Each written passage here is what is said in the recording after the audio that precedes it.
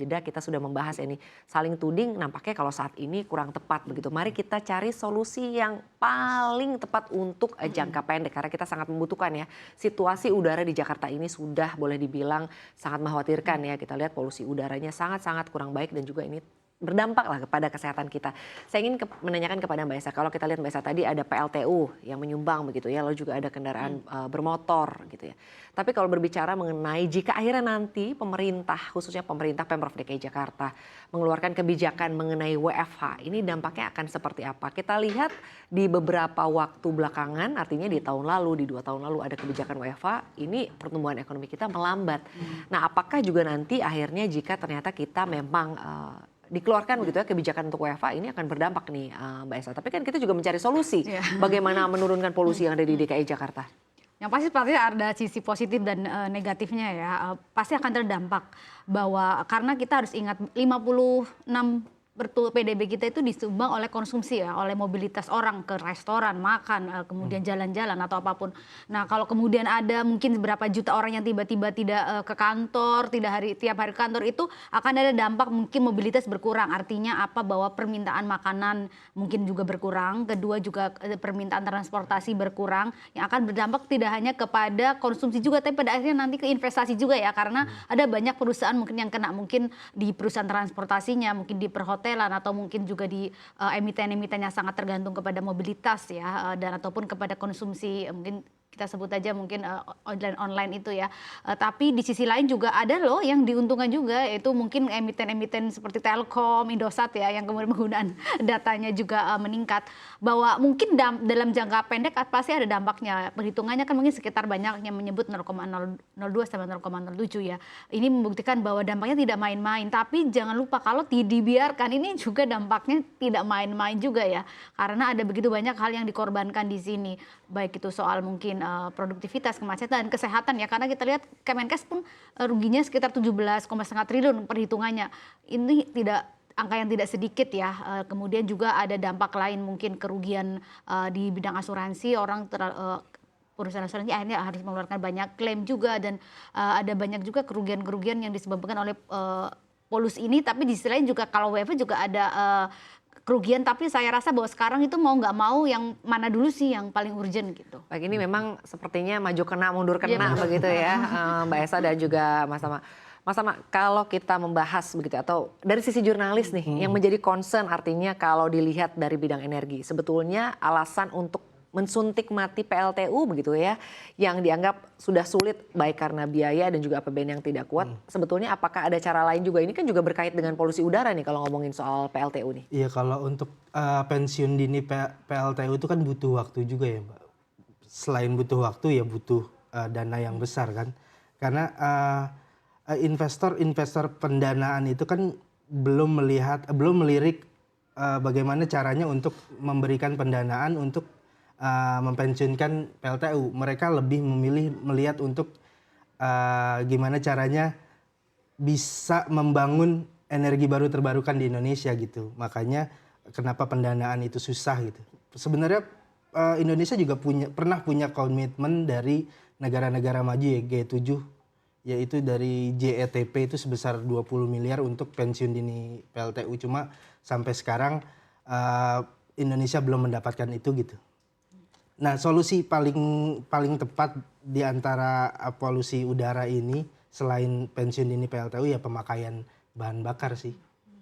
Khususnya untuk kendaraan. Kan karena sekarang lebih banyak orang yang memakai BBM yang oktannya rendah gitu kan, sehingga emisinya lebih tinggi. Polusinya lebih tinggi ya, jadi menyumbang polusi lebih tinggi.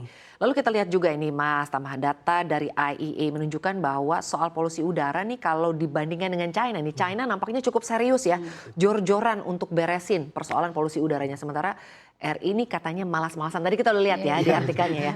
Nah, sebetulnya program yang dicanangkan oleh pemerintah mengenai green energy selama ini apakah belum cukup untuk memberikan efek begitu? Betul sih. Sebenarnya pemerintah tuh punya target pemakaian energi baru terbarukan 23% di tahun 2025. Cuma sampai pada tahun ini masih pemakaian EBT itu masih sekitar 15 sampai 17% kalau nggak salah. Artinya kan itu masih jauh dari harapan. Pemerintah sendiri bahkan pernah menyatakan kayaknya pesimis deh untuk mencapai itu gitu. Dan selain dari target EBT itu kan pemerintah juga sudah mencanangkan RUPTL 2021-2030 kan, di mana menekan penggunaan PLTU batubara. Udah tidak ada lagi pembangunan PLTU batubara, yakni berarti penggunaan pembangkit listrik EBT itu diperbesar. Jadi di tahun 2030 itu pembangkit EBT mencapai 51%. Entah seperti apa jalannya, tidak tahu. Baik, artinya memang ini butuh dana yang sudah pasti ya, dan juga butuh waktu ya. Artinya karena ini kan akan ada penyesuaian ya, tidak mudah memang. Nah, tapi kalau berkait dengan dampak ekonomi yang ditimbulkan oleh polusi yang ada di DKI Jakarta dan beberapa wilayah yang ada di Indonesia, seberapa besar sih Mbak Esa dampaknya kepada perekonomian kita, polusi udara ini?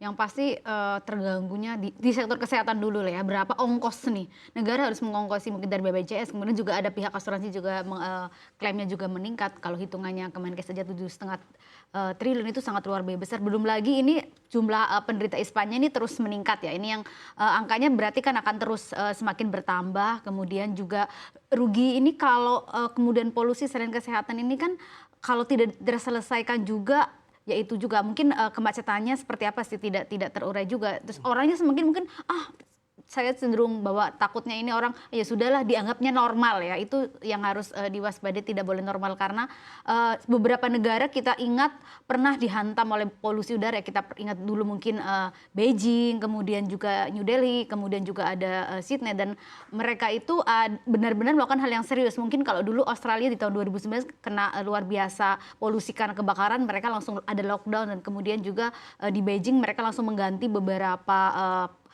pemanas masyarakat yang pakai batu bara dengan ganti bukan yang fosil. Kemudian di India juga ada penghentian konstruksi dan juga ada menanam menaruh tanaman-tanaman di persimpangan-persimpangan. Itu adalah langkah-langkah darurat yang bisa loh kita lakukan dengan hanya saling tuding gitu. Baik, ini tentunya persoalan polusi udara ini dan juga kualitas udara yang di Jakarta ini menjadi tanggung jawab kita bersama, yang tentunya juga harus didukung oleh regulasi dari pemerintah, kebijakan seperti apa yang mungkin konkret untuk jangka pendeknya ya. Kalau dari Mas Tama sendiri, apa yang diharapkan, artinya baik oleh redaksi sendiri ataupun mungkin kita semua deh begitu ya. Apa sih pemerintah ini harus ngapain nih sekarang banget nih gitu.